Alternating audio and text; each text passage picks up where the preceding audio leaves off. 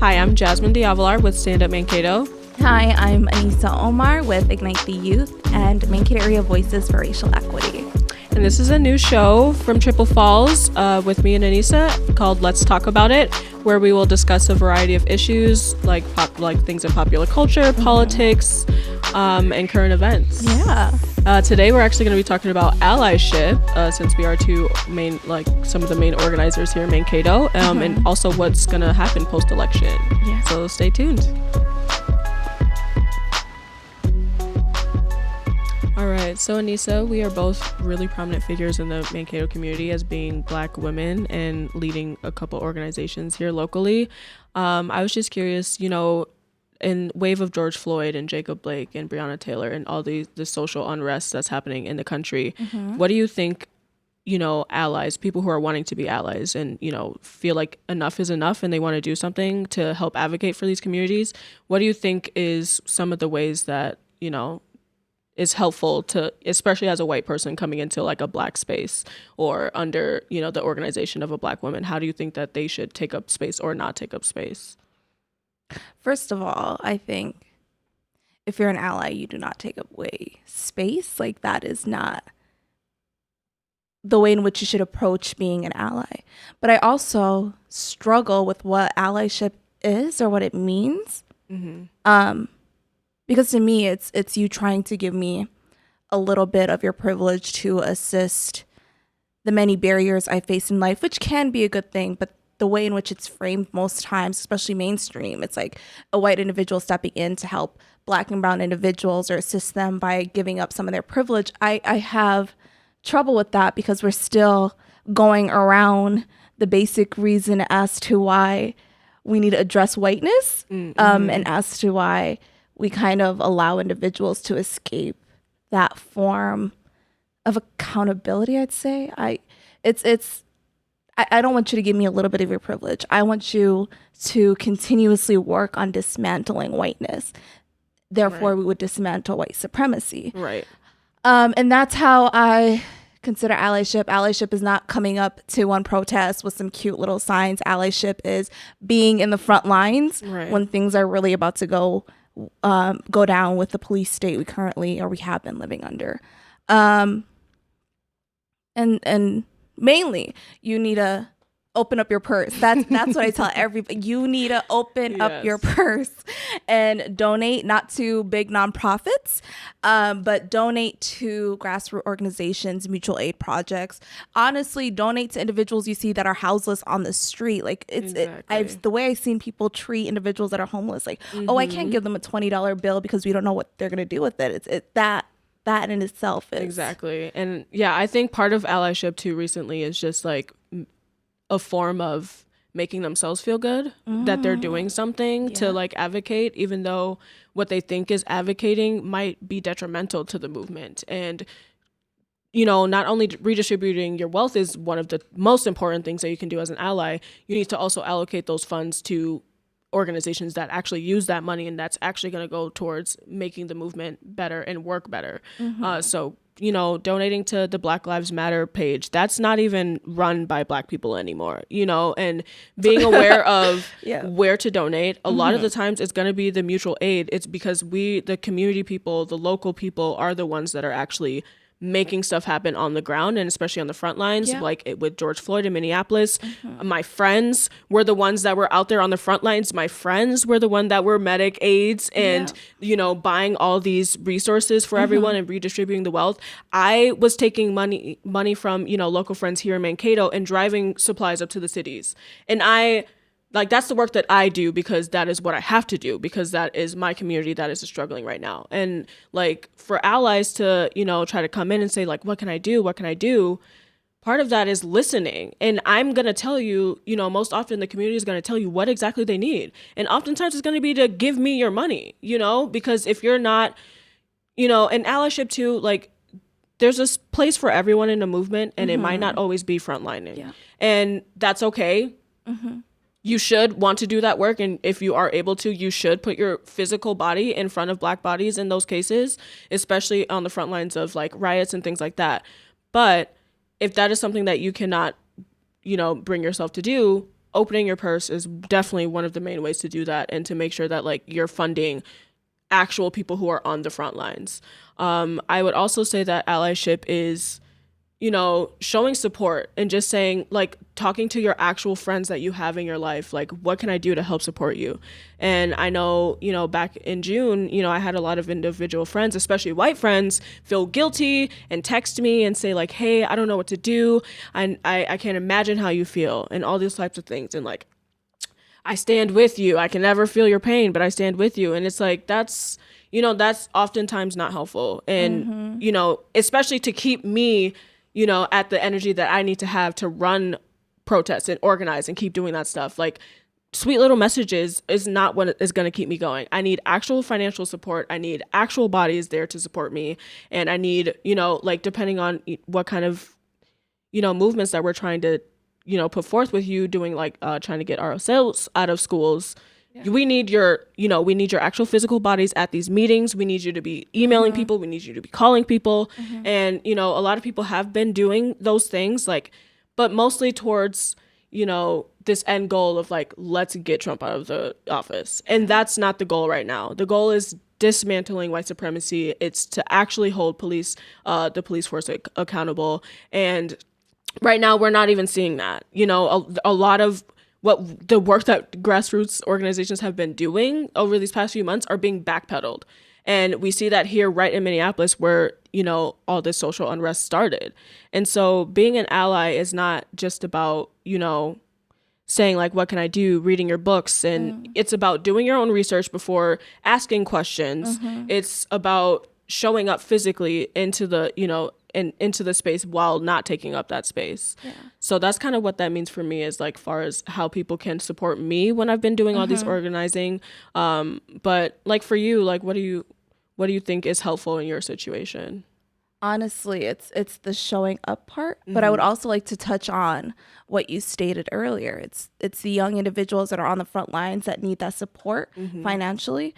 And what we see looking at what followed after the unrest in Minneapolis and all across the country and globally as well is these big nonprofits gathering so many funds, but you see especially young individuals up in Minneapolis passing around the same $20, creating GoFundMes to survive. Right. And also accountability. You mentioned police accountability, but accountability to these organizations that claim to want to end racism, that claim to be invested in the liberation of Black and brown individuals. What does accountability look like for them? And the thoughts and listening and learning is like the new thoughts and prayers. Like, I'm listening and I'm learning and I'm trying, and it's like, but not hard enough, you know? And I don't need you in my inbox with your white guilt telling me you're listening and learning. Exactly. I need you to open up your purse, and I can tell you where to donate to and what you can do with those funds. Exactly. And I can tell you which email to email to, which person to call when I need you to actually show up and advocate for Black lives, because it's not just about,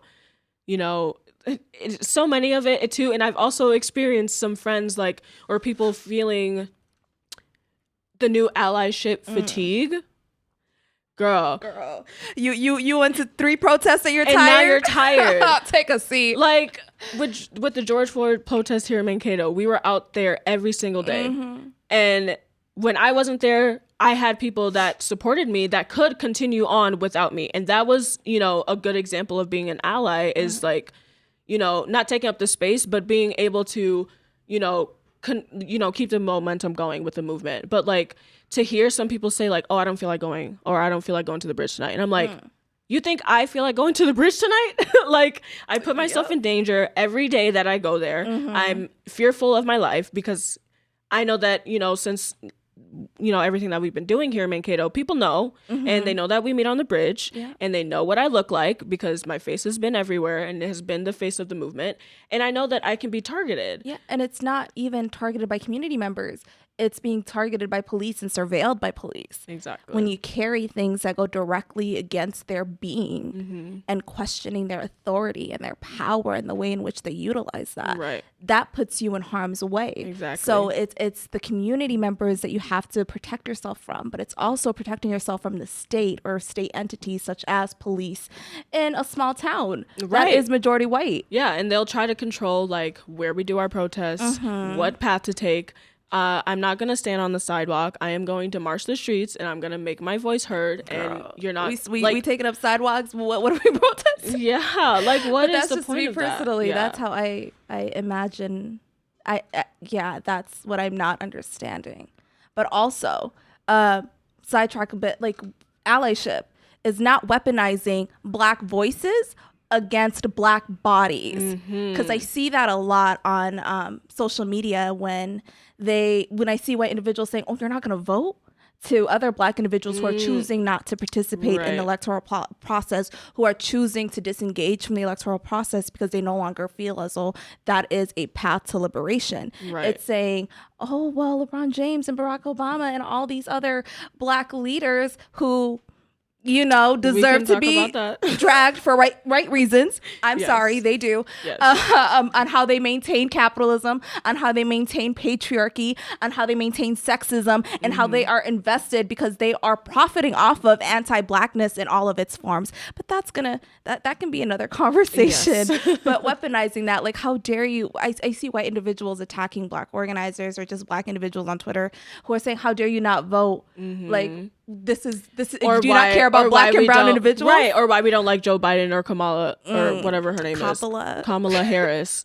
Like, you know, and like, you shouldn't judge a Black person for how they feel or how they wish to participate when honestly, this election is not going to liberate any of us. It's not. It's not going to give you that It's not going to be that magic wand where you're going to wake up the next day following the election and everything is going to be fixed. Because if you read history books, if you continue to learn from revolutionaries, you know that electoral politics has never been for Black people, will never liberate Black people. I understand individuals utilizing that as a mode of harm reduction, and that in itself can be questioned, or as a path of lesser of two evils. I can understand that, but it's weaponizing Black voices or Black leaders who have passed against Black individuals is something that does not and will never sit well.